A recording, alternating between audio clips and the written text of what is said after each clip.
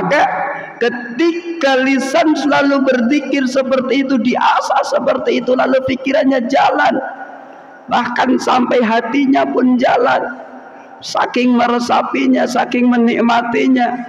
Begitu indahnya nikmat dari Allah Subhanahu wa ta'ala. Ini lebih utama.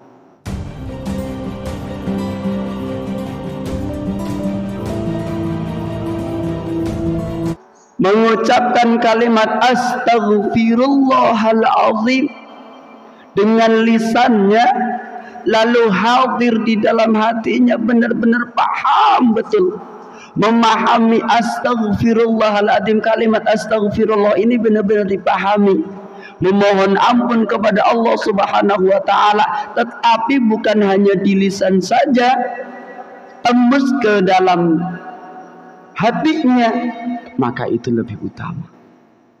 Tetapi bagaimana kalau kita tidak mampu?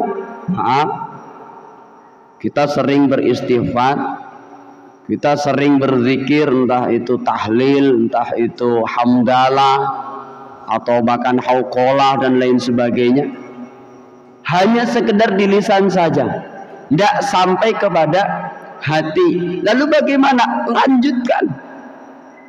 Harapannya apa? Ketika kita sudah sering berzikir dengan lisannya, dengan harapan satu kalimah itu benar-benar ikhlas dari hati. Satu contoh, ketika kita mengucapkan alhamdulillah, mohon maaf, ketika zikir setelah sholat, kita dianjurkan membaca alhamdulillah, alhamdulillah, alhamdulillah, alhamdulillah 33 kali. Walaupun hanya di lisan, belum sampai ke qalbu, sampai ke hati, lanjutkan. Harapannya untuk apa? Yang pertama, untuk mengasah lisan kita untuk selalu berzikir kepada Allah. Mudah-mudahan dari 33 ini, satu ini benar-benar ikhlas dari hati. Hudurul qalbi, benar-benar lillah, karena Allah, dari hati yang paling dalam. Harapannya begitu. Walaupun kita paham betul, alhamdulillah, alhamdulillah, syukur-syukur ketika mengucapkan alhamdulillah kita sambil berpikir, alhamdulillah atas nikmatmu, alhamdulillah, alhamdulillah ya Allah, Engkau masih berikan kami kehidupan, alhamdulillah ya Allah, Engkau masih berikan kami kesehatan. Ini akan lebih bagus. Zikirnya kita diiringi dengan berpikir, alhamdulillah, alhamdulillah, tapi pikirannya jalan, ya Allah, alhamdulillah, puji bagi Allah yang telah memberikan nikmat kepada kami. Maka ketika lisan selalu berzikir seperti itu, diasah seperti itu, lalu pikirannya jalan, bahkan sampai hatinya pun jalan, saking meresapinya, saking menikmatinya. Begitu indahnya nikmat dari Allah Subhanahu wa ta'ala. Ini lebih utama. Lebih utamanya zikir yang sesungguhnya itu begitu. Tidak hanya sekedar la ilaha illallah, la ilaha illallah. Kita paham betul maknanya la ilaha illallah. Orang-orang pangeran kang wajib den sembah. Illallah angin Gusti Allah, sadar tentang kalimat tahlil tersebut. Tetapi kadang, ya maaf, belum sampai ke dalam hati.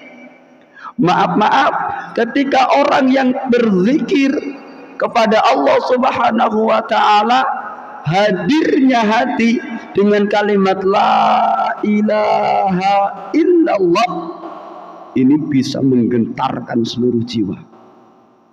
Seluruh jiwa raga itu bisa bergetar dengan satu kalimat la ilaha illallah.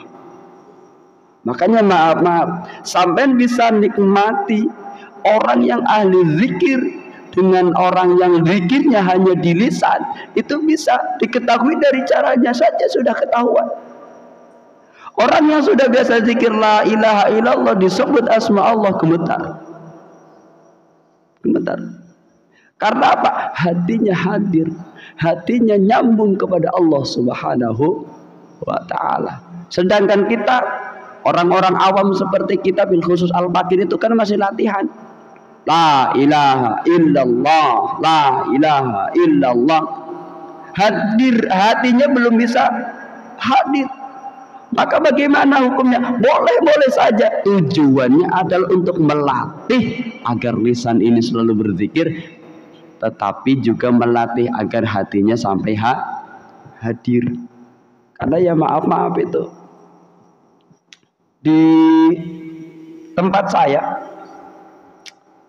di daerah Bumiayu sana, itu ketika rutinan biasa, kalau di kampung biasanya rutinannya malam Jumat, dan rutinannya itu per RT lah ya, karena RT-nya kan hanya 40 rumah dan lain sebagainya, muter.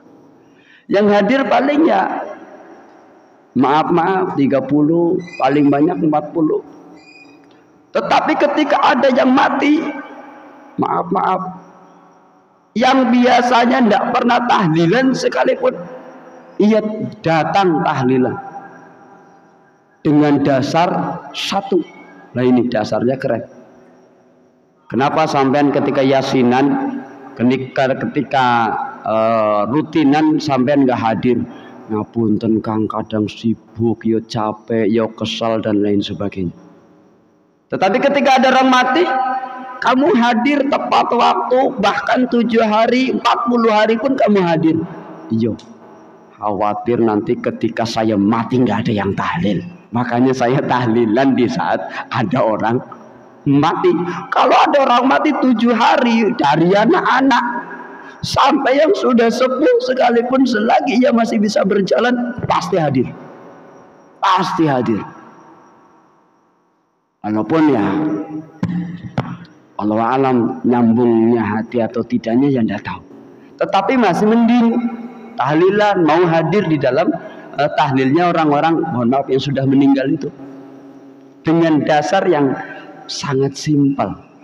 Wedi ora ditahlilin, ya bahasanya takut tidak dikirimi doa lah begitu. Ya dari yang muda, dari yang kecil sekalipun sampai yang tua, kebetulan dibagi 2 kan di sana. Siang, mohon maaf, sore, pada asar itu khusus ibu-ibu, mimpin ibu-ibu semua yang mohon maaf yang tidak pernah hadir, yang tidak pernah hadir rutinan tahlilan Sabtuan atau Kemisan atau apa, tidak pernah hadir. Wayai ono wong mati pasti hadir. Kalau memang tidak ada udur syar'i, pasti hadir. Saking apa? Saking pengen nanti di saat mati saya ada yang nahlili. Wis nggak mikir yang lain. Pikirannya cuma nanti nih aku mati ono sing nahlili. Jadi ketika ada orang mati rame tahlilan semua. Sampai hari ke-7. Bahkan nanti 40 hari tahlil datang lagi. Itu orang yang sudah di dalam hatinya masuk dalam kategori takut tidak didoakan. Lah, makanya ketika kita ingin didoakan oleh orang, maka kita harus mendoakan orang lain.